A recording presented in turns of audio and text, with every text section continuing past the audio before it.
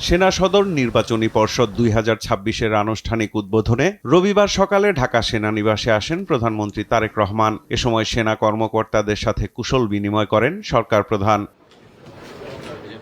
পরে সেনা সদর নির্বাচনী পর্ষদের আনুষ্ঠানিক উদ্বোধন করেন তিনি। এ সময় প্রধানমন্ত্রী তারেক রহমান পদোন্নতির জন্য রাজনৈতিক মতাদর্শ ও ব্যক্তিগত পছন্দ অপছন্দের ঊর্ধ্বে থেকে অফিসারদের পেশাগত দক্ষতা, নেতৃত্বের গুণাবলী, শৃঙ্খলার মান, সততা, বিশ্বস্ততা, আনুগত্য এবং সর্বোপরি যোগ্যতার উপর গুরুত্ব আরোপ করার নির্দেশনা দেন।